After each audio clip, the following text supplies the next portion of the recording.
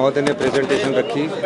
दिल्ली के अधिकारी थे, भारतीय जनता पार्टी के सांसद के सदस्य थे, नेता प्रतिपक्ष थे, भारतीय जनता पार्टी के अध्यक्ष थे, हमारे डिप्टी चीफ मिनिस्टर, स्पीकर महोदय, एग्रीकल्चर मिनिस्टर, हमारे आयुर्वेदा मिनिस्टर और लोकल एमएलए केवल सिंह पठानी जी, सब लोग हम यहाँ थे। हमने वास्तविक स्थिति का उन्हें बताया। हमने कहा कि अगर आपदा प्रभावित परिवारों को बसाना है तो आपको फॉरेस्ट के नियमों में परिवर्तन करना पड़ेगा। हिमाचल प्रदेश की 68% भूमि वन भूमि के नाम से दर्ज है। 1950 के एक्ट के तहत ऑल वेस्ट लैंड को वन भूमि का दर्जा दे दिया गया है, जो कि सही नहीं था। हमने कहा कि अगर आप आपदा प्रभावित परिवारों को मुख्यमंत्री के रूप में 1 बीघा जगह कहीं शिफ्ट करके देना चाहता हूं, तो वो मुख्यमंत्री के रूप में क्या केंद्रीय मंत्री के रूप में भी वो नहीं दे पाएंगे। तो इसका मतलब हुआ कि उस कानून को परिवर्तन करना पड़ेगा और आपदा प्रभावित परिवारों के लिए वन भूमि में जो हिमाचल प्रदेश की राज्य सरकार ने मांग की है कि कम से कम 1 बीघा जगह दीजिए, उसमें कानून में परिवर्तन करना पड़ेगा। उसकी प्रेजेंटेशन हमने दी। हमने प्रधानमंत्री जी से कहा कि स्पेशल रिलीफ पैकेज दीजिए।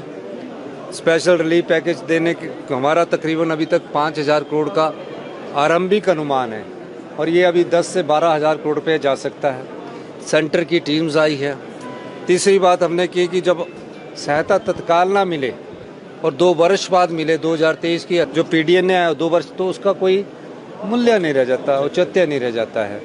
उन्होंने हमारी बात को गंभीरता से समझा और हमने कहा कि जो डेथ का सर्टिफिकेट है उसको बनाने के लिए 7 साल लग जाते हैं। अब डेथ के सर्टिफिकेट में जिस परिवार की आपदा में डेथ होगी और वो मिसिंग है, तो उसके लिए हम राहत देना चाहते हैं 4 लाख रुपए की। वो कैसे दें, क्योंकि वो तो मिलता ही नहीं है। तो उस नियम में भी परिवर्तन करने की बात की, वन के नियम में भी परिवर्तन की बात की।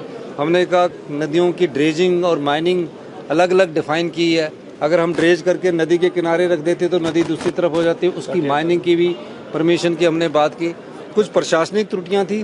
प्रधानमंत्री जी ने हमें आश्वासन दिया है कि मैं आपको 1500 करोड़ रुपए की सहायता दूंगा, फौरी राहत के तौर पर दूंगा। अब 1500 करोड़ क्या स्पेशल रिलीफ पैकेज के तौर पर आता है या स्कीम बेस्ड आता है, ये देखने की बात है। हमने कहा कि प्रदेश में जो सड़कों का निर्माण हो, टनलिंग पर आधारित हो। कालका से शिमला रेलवे लाइन ब्रिटिश काल में 100 साल पहले बनी है। 103 टनल है, आज तक कभी नहीं रुका। तो टनलिंग का निर्माण हो और अल्टरनेट रूट के बारे में सोचा जाए। अल्टरनेट रूट में हमने कहा कि कांगड़ा पठानकोट से एक मनाली के लिए जो भुभुजोर टनल बन जाए, तो सीधा मनाली के लिए एक टनल बनकर जो कांगड़ा से जोड़ा जा सकता है। और जब कभी भी मनाली कभी भी बंद नहीं होगा। अभी तो ये बंद हो जाता है, कंप्लीट बंद हो जाता है। इस प्रकार की बात की। और हमने कहा कि एडिशनल बोरिंग 2% हमें दी जाए, ताकि हमारी जो आर्थिक स्थिति है उस स्थिति को हम पार किया जा सके। इस दृष्टिकोण से हमारी कई मुद्दों पर बात हुई है। प्रधानमंत्री जी ने कहा है कि हम उस पर गंभीरता से विचार करेंगे। कुछ नियम है उसको बदलने के लिए जहाँ परिवर्तन करना होगा, अधिकारियों की को दिशा निर्देश दिए। अब उस पर कितना अमली जामा पहुँचता है वो आने वाले समय में पता लगेगा।